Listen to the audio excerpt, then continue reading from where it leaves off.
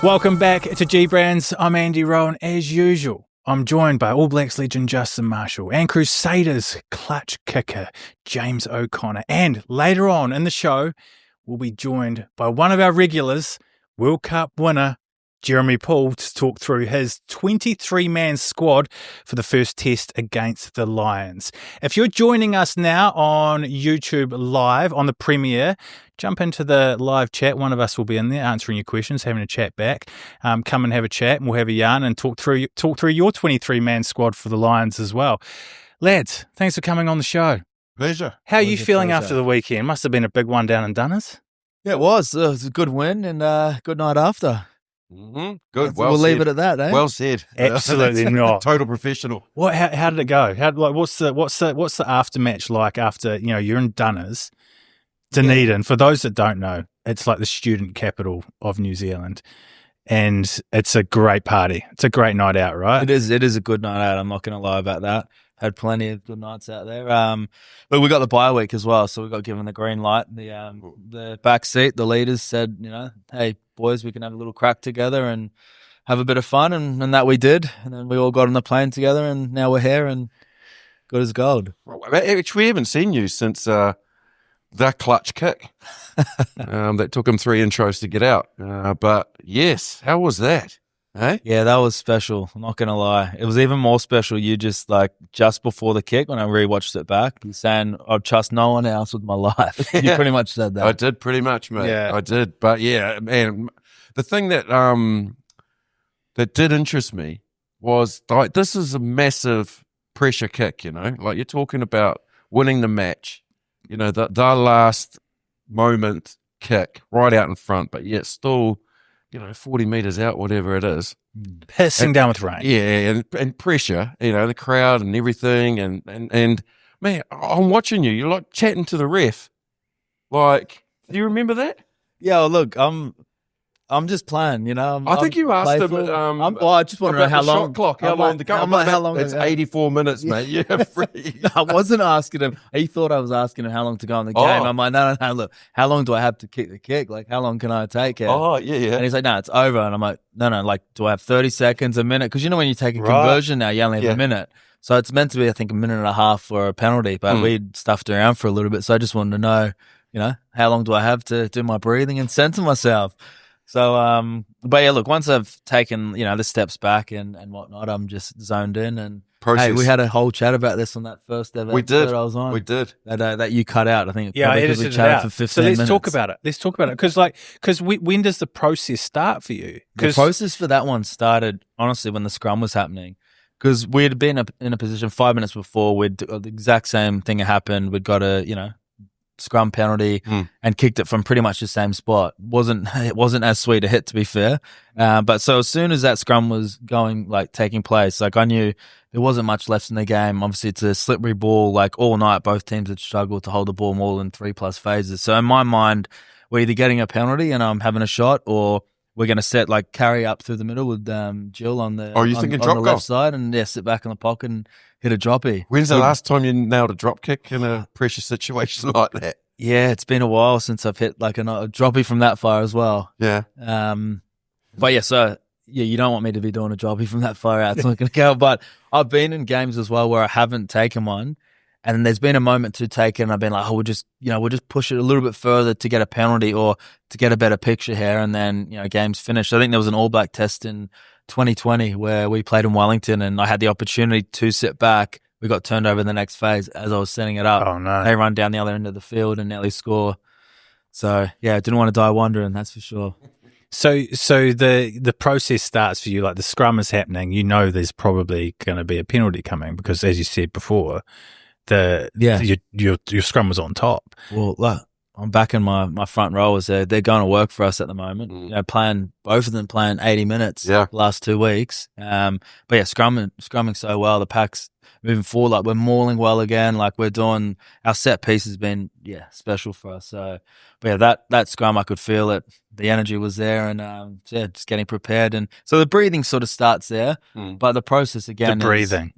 So I have a breathing technique to.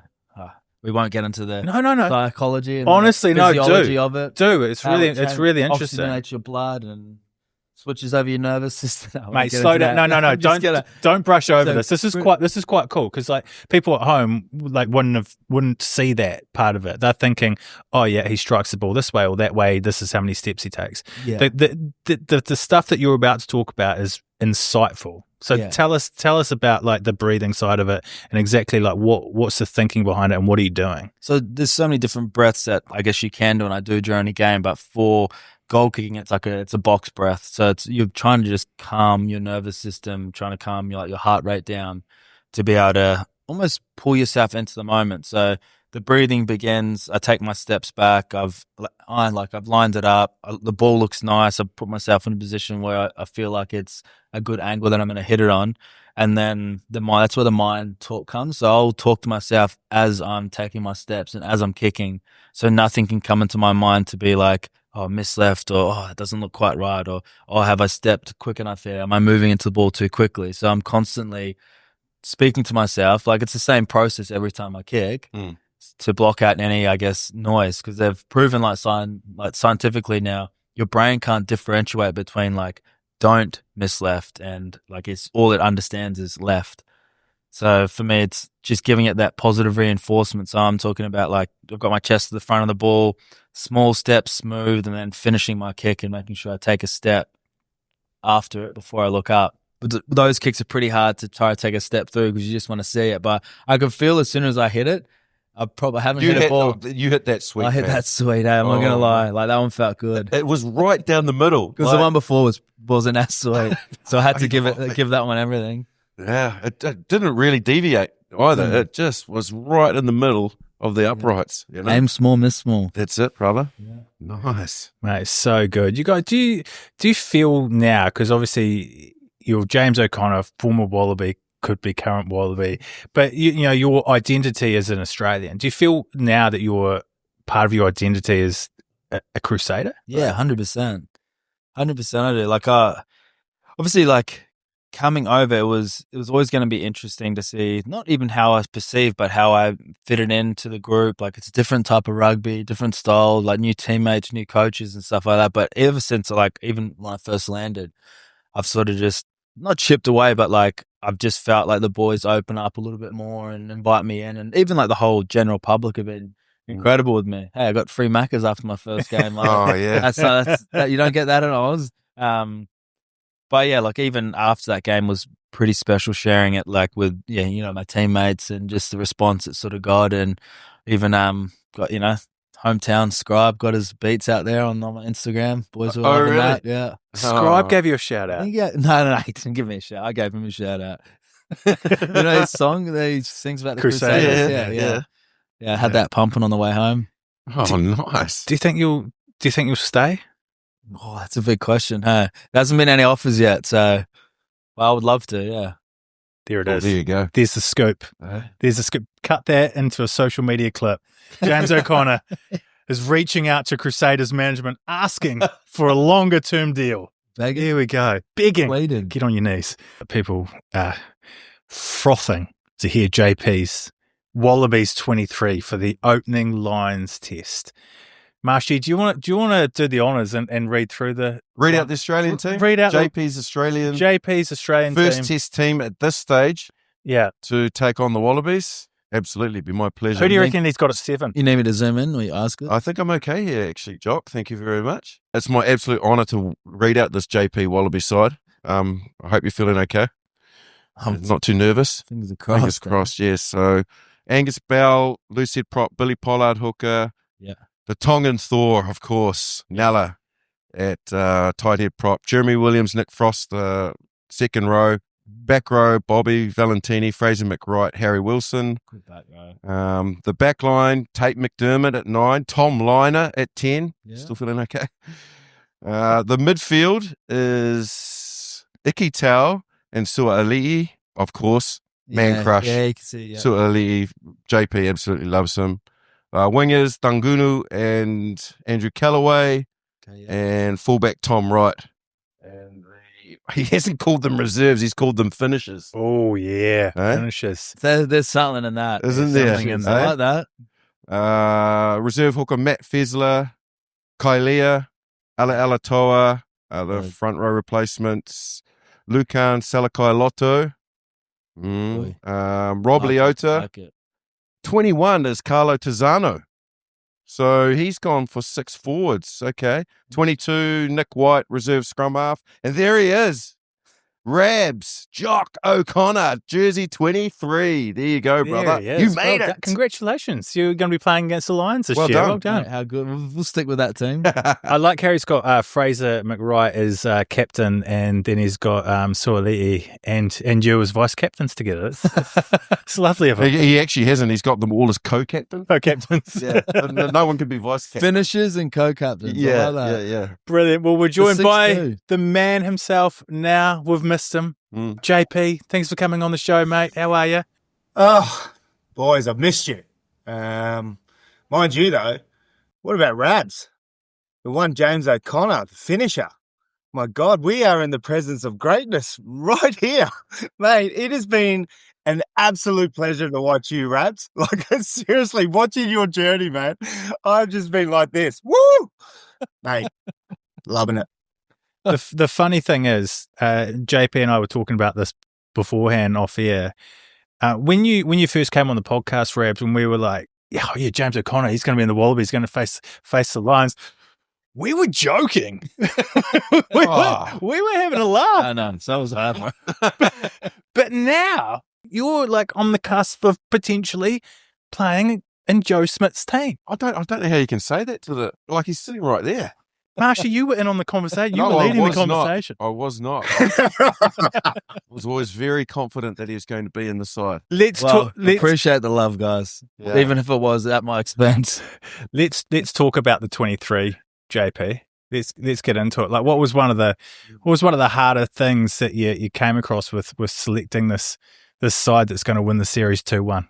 Look, it's actually probably it's what every coach actually dreads, right? Like when it comes to selection is too much depth. And what I've seen dramatically in the last sort of 12 months with Super Rugby and Australian teams, and I think it's been spoken about everywhere, has been the depth that we've seen, like the depth across multiple positions and across all 4 Super Rugby sides. So, we got some positions there where we are 4 to 6 deep. Like, looking at second rowers, for example, last year, Jeremy Williams made his test debut, and now we've got 6 to 7 second rowers putting their hands up, man. It's just that was actually the hardest part about picking this 23. But I think for Joe Smith and for confidence within his selection and the camaraderie within his side, you still have to pick incumbents. Like, I think you've got to be loyal to players that did the job last year and playing really good footy this year too. So I think what it does is it just allows you more options when it comes to your bench, as well as it makes the better players play better. So, for example, someone like a Fraser McWright and a Carlos Way! There it is. Like, you got 2 players. The world's best. Oh, yeah. So, yeah, for me, mate, it was quite difficult when you've got players that are in really good form now at the moment, but guys that were picked last year that are not as great a form, but still playing very well and still contributing to their current Super Rugby sides. And then you have someone like James O'Connor that has just thrown a spanner in the works. So, look, I'm just loving where Australian rugby's at. I'm loving the contest between players and positions, and I think it's a great problem to have when you're talking about lots of depth. One of the selections you've made is at 10 for Tom Liner. And the reason why we want to talk about this is it's being talked about a lot.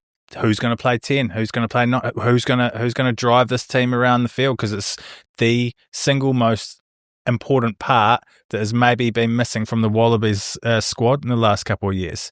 Yeah, look, and you look at a few of the pods we've had this year with some great Wallabies who have won, World Cups, and they've all made the comment like 9-10. Like, who are we going to select around 9-10? And I think as a 10, when Joe Smith this year basically drew a line in the sand and said to Langy Gleeson, you signed overseas, you're not a part of the Wallaby squad. And I know we've talked at it ad nauseum with regards to Noah and him signing. And so therefore it's kind of taken him out of the selection. So, but I think Tom Liner's actually stood up like that.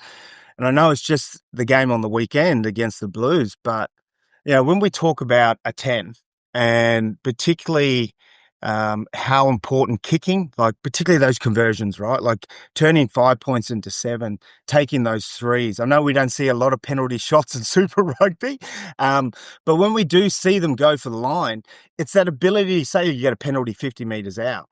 And what I saw Tom and what I've seen Tom Liner do consistently well this year is he gets it at least 5 to 10 metres from that corner post. And the confidence that you get from a forward pack when you take that selection, right, and instead of taking points and you go for that try, it first starts with the kick. And so, we know Tom Liner's great kicking game. Look, his territory's got a big boot on him, conversions. But what I loved about his game against the Blues on the weekend was his running game. And I think it's just come with more confidence. And we've seen him grow this year with his confidence. And having Tate McDermott on the inside too, I think, I think Tate's stepped up again this year, and everyone's screaming, I think, for Tate to start this year. So I think that puts Tom Liner first cab off the rank because combinations, right? Like, so I think if you go Tate, McDermott 9, you go Tom Liner 10, or they're probably going to go Nick White and Donaldson. Like, so we've got this combination that they've played with each other in Super Rugby. But, for me, Tom Liner's been a standout this year. He's a tough little bugger too. Yeah, 100%. I agree with that. Even you see what he did in that game against the Blues. I love what you've done with the 23 as well, especially that number 23. But we'll jump into another part of it. With those combinations, what do you think about Hunter Paisami? Because a lot of those balls that Tom was getting back, goes Tom to Hunter, pulling back to Tom, making breaks. They're connecting so well. You got Tate on the inside, linking them up. Obviously, heavy red strong back row as well. Love to see it with Fraser and our man Harry Wilson. What about Hunter sort of sliding into that 12 and Len to 13, maybe Joseph to fullback or wing? What was your thoughts around that back three as well? Yeah, look, again, when we talk about the depth, right? Like, so look at 12, Hunter Paisami. He was the incumbent, and then we actually saw Hamish Stewart get a start last year in Argentina as well at 12. Obviously, Len Ikitau to make room for Joseph Akuso Suwa'ali'i to come into 13. And it did Len Ikitau play well at 12 when he played against England last year. And then Joey Welton. I mean, he's a young kid who captained the Waratahs this year at 12. So, yeah, I love those combinations. Look, I think it's paid dividends for Wallaby sides in the past when we had, your Gregans 9, 10, then sort of Gitz went into that 12. I think the more combinations we can have from Super Rugby into Test Rugby, it just solidifies, right, that cohesion and that connection. And when you're talking about such an important position in 9, 10, yeah, definitely having a 12 outside. But the thing for me, mate, like, unfortunately for Hunter, you've got Suwa'ali'i at 13. I think Tom Wright is still arguably one of the best fullbacks in the country, if not top 3 in the world. So I can't see Hunter getting a start when Len Ikitau has to be there. I think Len has been one of the standout 13s this year too. So, it's tough. And that's what I was sort of leading to earlier on in the conversation, where Joe Smith has this headache of selections because he's got a little bit too much depth. 100% with that depth comment. Like Len Ikitau's left foot, one of the best defensive readers in the game at the moment. But maybe jump into another little topic. We touched on the Fraser, Harry Wilson. What about that Wallaby back row you've picked?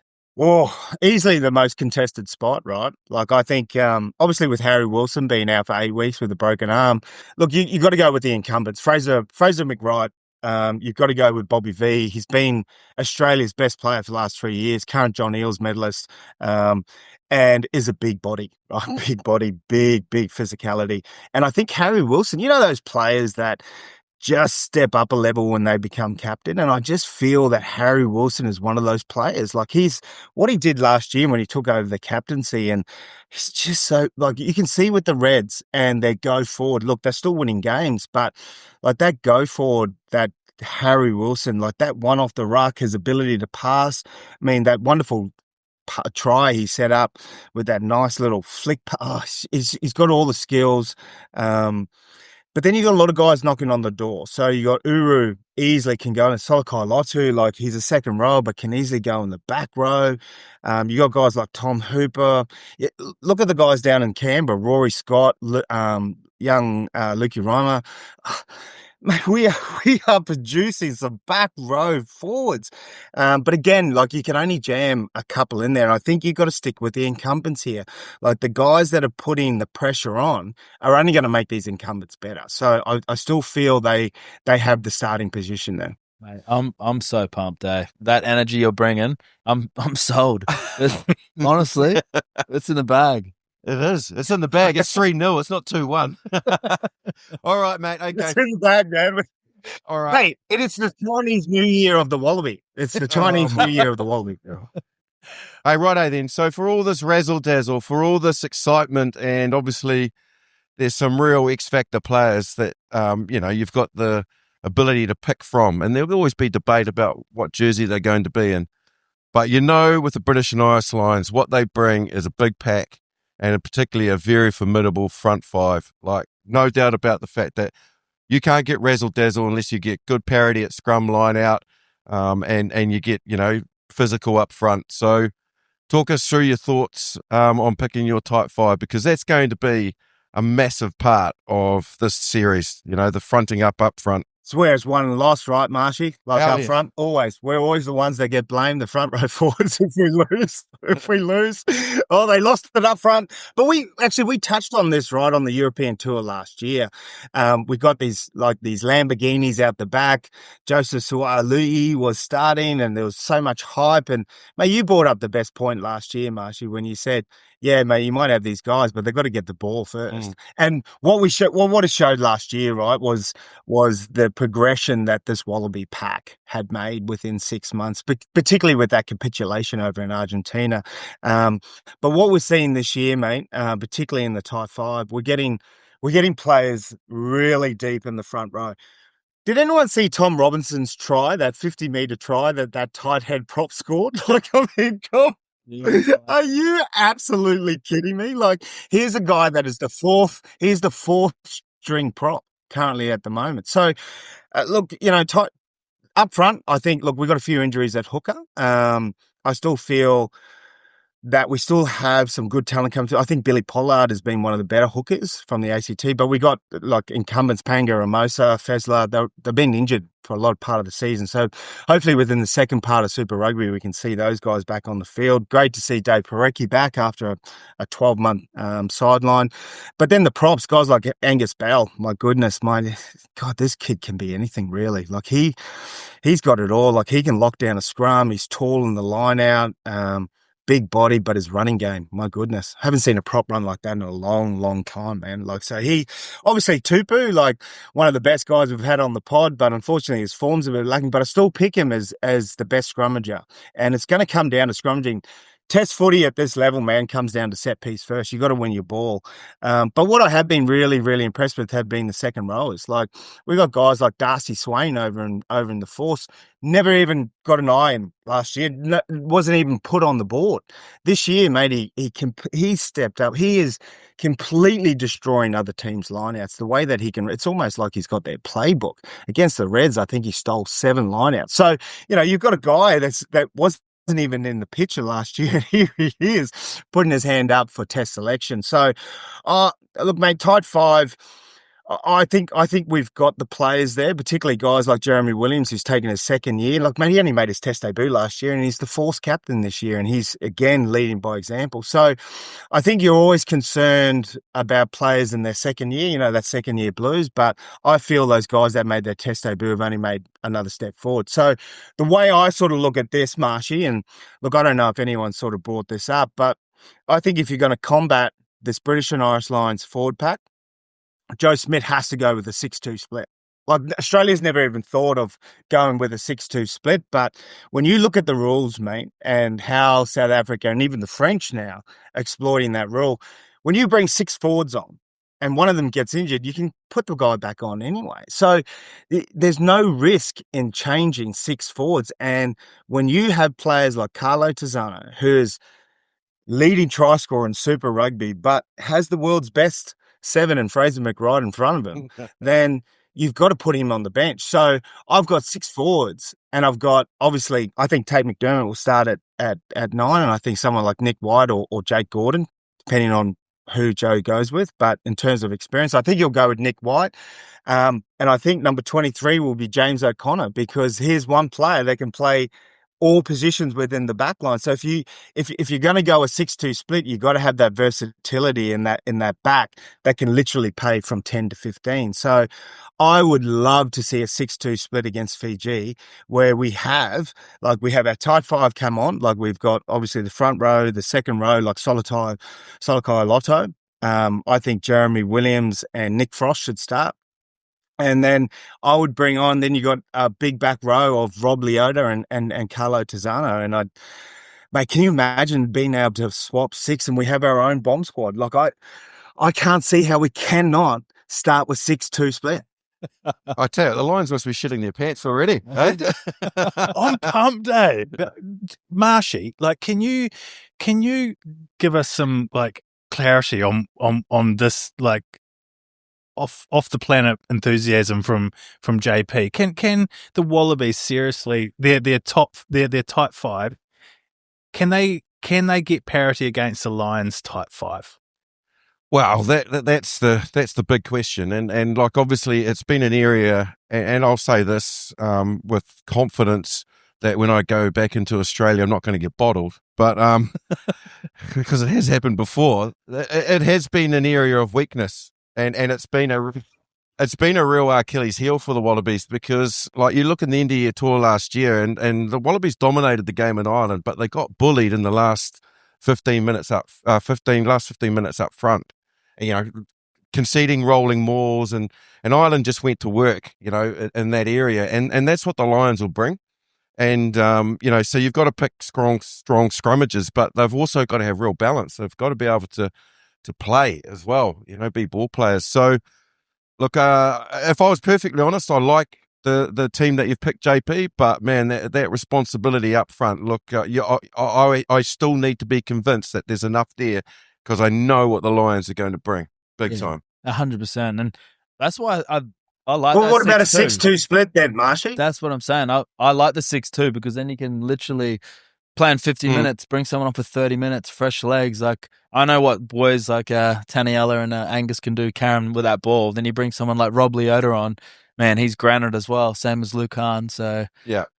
But it's got to be, with the ability to have experience and know that when those players come off the bench, they're still going to face a Lions team that are very good at rolling more. Like, they're going to kick for the line, and they've got to be able to defend that. You've got to have the mindset that for all of what you think that's coming, and you've got to be able to keep them out. And then you've got a big scrum coming in the 22 when the game's tight. They're going to have good goal kickers as well. So yeah, you could bring 8 forwards on if you wanted to, but how do you take that step that the Wallabies probably haven't taken in the last couple of years, when big test matches are on the line? The opposition are going to go to work on that pack hard and try and win penalties, win field position, and then, to a degree, line out, rolling more, scrum penalties.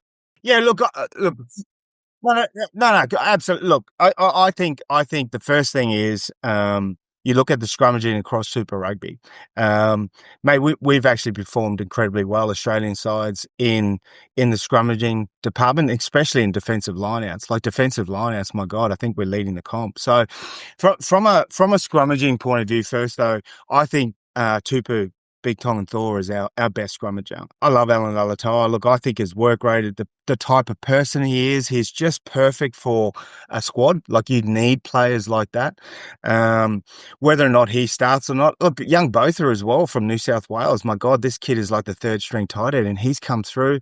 You got young Massimo De Lutis, who's only 21 years of age, and he started Super Rugby this year, and he's a young Australian under 21, played Australia A last year on their England tour. He's shown huge amounts of promise. Look, scrummaging will always be our Achilles. It's always been our Achilles heel, Marshy. Like, one of the things we used to go into, because we had such best backlines, right? All we wanted to do was get parity. Like, all we wanted to do as a forward pack is win our ball. If we could give 90% of good, clean ball with respects to our scrum and our line out, then we knew we could win the game. But if you can't, like, and that's where they will obviously attack us, is through the middle and through our tight five. But, mate, I'm loving what Nick Frost has done this year. I'm loving what Jeremy Williams, like, you know, Marshy, when rookies come on, right, like, they don't normally perform in their second year, or, you know, they normally fall away. It's called the second year blues. But what we've seen with 16 debutantes last year is we've only seen improvement. So, mate, I can't see that being an issue for us, mate, our forward pack. I feel that if we be really disciplined, like Rassie Erasmus, like if we go the 6-2 split and go, don't care how that player's playing around the 50th minute, he might have scored 3 tries, you know, made 14 try-saving tackles, but he's coming off on the 50th minute. And we're just going to bring fresh legs on. So I feel that change of pace in the game. I feel like we don't exploit the rules good enough here. Like, I think South Africa have tapped into something that the rest of the world have just taken too long to catch up to.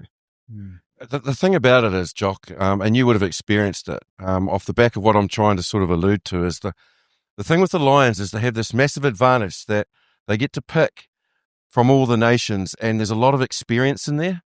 And then once they get their game plan and the way they want to play and the way Andy Farrell's going to basically piece them all together to implement that game plan, I guarantee you, because it's the way they defend in that part of the world, they'll bring huge line speed. And they bring line speed from out to in, which really narrows the field. So all of a sudden, your Sua'ali'is and co, who haven't experienced that before, you know, like Tom Liner hasn't experienced that before, the field looks very, very small. When it does look quite big in Super Rugby, but that's the way that their mindset is. They try to spook you, and they've got the experience of picking players that have been there and done that before, because they're scattered across all the teams. So Australia is quite green in that regard. I think they're always going to try to do that to us. Like, a Northern Hemisphere group is always going to try to squeeze us. Like, that's where the strength of their game comes from. Like, they spend so much time in that wet weather where they can't spread the ball as much, so it's very set piece dominant. I think where we can take a little step forward is, like the team you've picked, there's a lot of combinations there, which they may not have as many. So even like, look, I don't know set piece, obviously, as well as you do. But the one thing I do know is it took the Reds 2 years to get their maul right, from working from one point to get to a certain level. So guys working together, combinations, who's going to hit what, let alone knowing the trigonometry of a scrum. So, like, you might have an incredible tight head who hasn't worked with a hooker, and they might not, you know, connect as well together. Yeah. So I think that's possibly where we can slide into that, because I know a lot of our guys now have been playing together for the last sort of 5-6 years. So there is combinations building there. There is a nice little spine of that team coming together, the one that you've picked there. But at the end of the day as well, like, game management's going to be huge. Like, it is very different to Super Rugby. It's another level on even World Cup sort of rugby. It's just pressure valve, and you're going to have to win that territory game. And so set piece is going to be huge. Territory is going to be huge. And just those moments where we got to just keep turning them around and making their bigger forwards play. Because there's no doubt they're probably going to have a big, like a heavier team than us. Yeah. But that's where we have to pick our moments. And like you said, if we can win 90% of our ball clean, there's some fire weapons out wide. Definitely. JP, mate, unbelievable. We've 3-0. We've missed you. You got the Bledisloe as well, mate. In fact, this is a year for the Wallaby. I can't wait. Chinese New Year, bring it on. Daddy daycare, mate. I mean, was he for real? Because I loved it. Or did he have some serious baby brain? Because we know he's at home with the kids, and he has been for a while. Was that legit? I loved that. Nah, because he's been banging the drum right since our first pods of the year about how excited he is about the way that the Wallabies are trending and the players that are coming through. But this was even before the unknown of Super Rugby. And I sort of posed the same question. I said, look, mate, I get it. There's better depth. You know, you've got like players that can play sort of multiple jerseys, got players in great form, you know, but at the end of the day, like I know when it comes to the All Blacks versus the Wallabies, I know where they'll go to work, you know, so fronting up in those zones is important, but the Wallaby teams have. I mean, not the Wallaby, the Australian teams have in Super. They've been been fronting up in scrum and line out. I think the Force have got the best defensive line out in the comp. Yeah, Darcy. Hey, how good. So they were starting to win those areas. So I'm more convinced now. Like, I am massively more convinced. I've never doubted the raw talent and the X factor in the back line. Like, it's there. Yeah. But you got to be able to unleash it. Yeah, exactly. And unlock it. Yeah, 100%. And I think, like you said, that starts at the engine room, where we're going to match up. But like, that's when I wasn't sold on the whole 6-2 bench. Yeah. You're not putting me on the wing. 10, 12, 15, I'll do a job for 20 minutes for you there. He said you could play maybe across 30. the back line, but mate, you can't play line. halfback. Well, you can move. I'll play. Didn't you start? Can't be too hard, right? Just mate, passing a few box you've got to be kicks. good looking for a start off. So you're lucked out there, unfortunately. Unfortunately, then you got to have a big fucking brain ego on you. Oh, sorry. Ego. Big ego.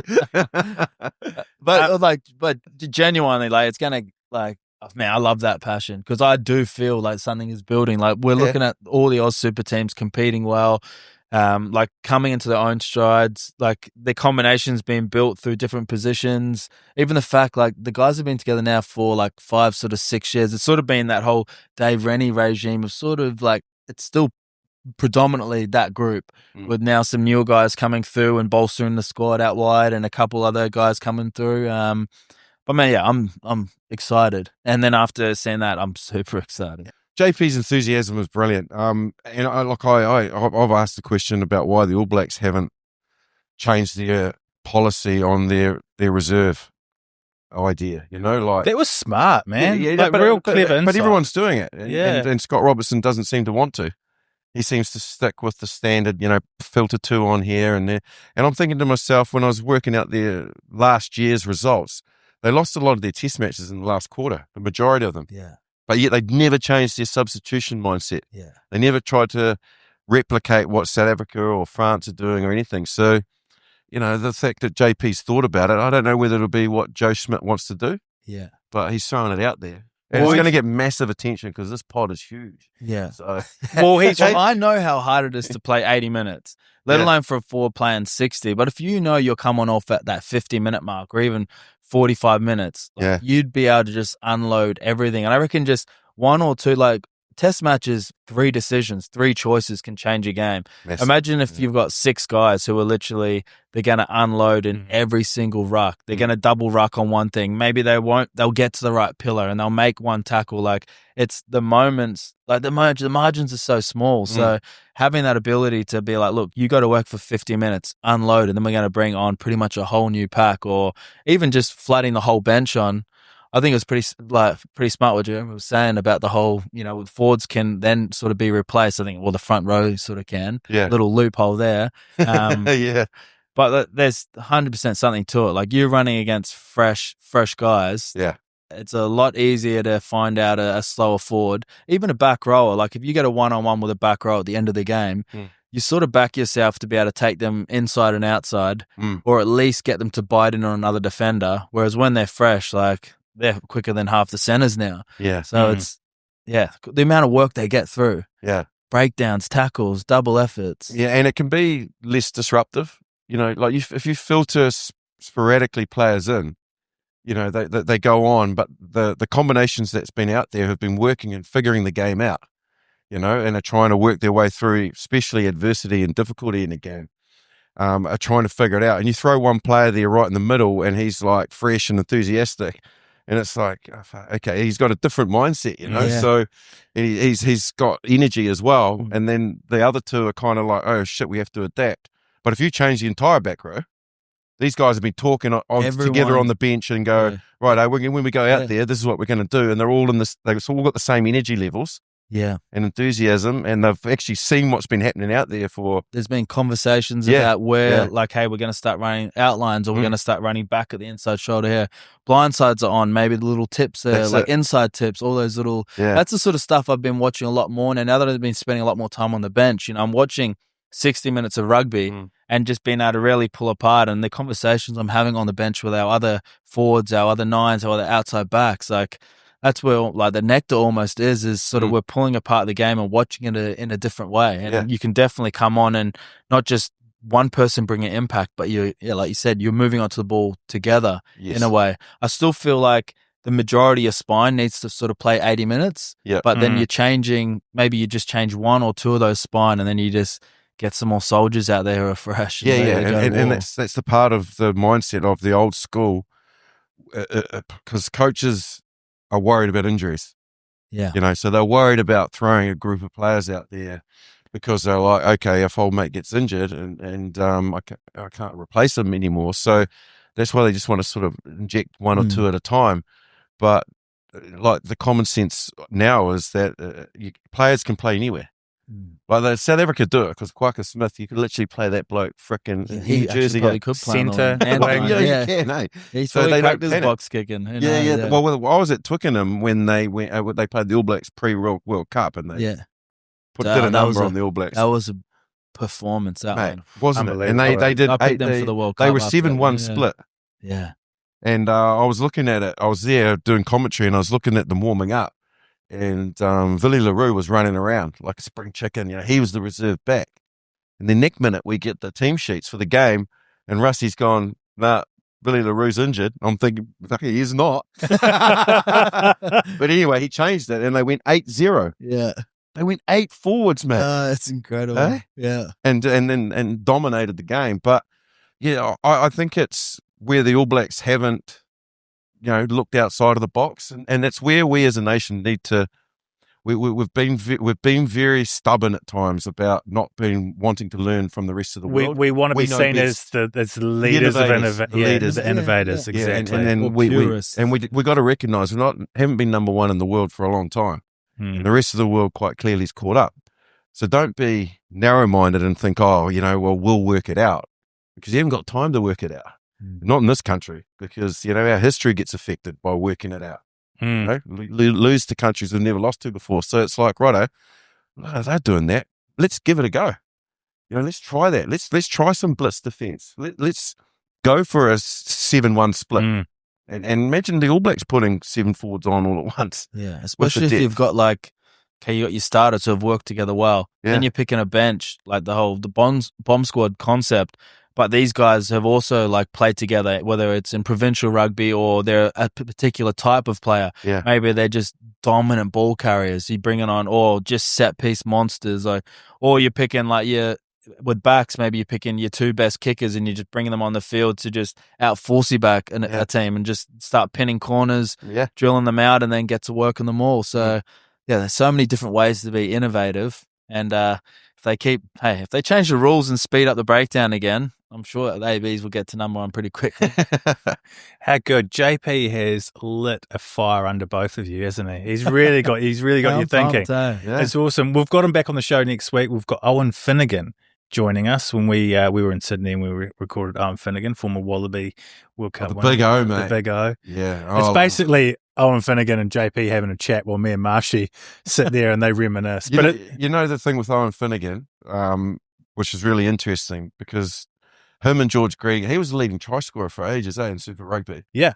Because he and George Gregan, developed that little inside ball. Yeah. And I used to, because I didn't defend in the line, I defended 3 meters back, behind I wish I got to do that. Yeah, I was smart. The I dream, told you mate. about being smart as a 9, you know? And I could see, honestly, the pillars shitting their pants when George, and because Owen used to come from the other side of the ruck, so they couldn't see him. So and sure enough, George would go, and because it's George Gregan, they just wanted, the minute he ran, they wanted to whack him. Yeah. So 2 of them would chase him across there. And sure enough, he'd just go like that. He might get belted every now and then the Big O would come storming through there at full throttle. And that was you, and you're just like, he was like, oh shit, no, I was like, yours. Me against Drewer. Yeah. we snapped ankles. Is that what he called it? Snapped ankles. Yeah. Well, thank you very much for joining us. We will be back again next week. If you want to catch that interview with Owen Finnegan, make sure you hit the subscribe button, whatever platform you're following us on, and we will talk to you again soon. Cheers, lads. Cheers, mate. How good.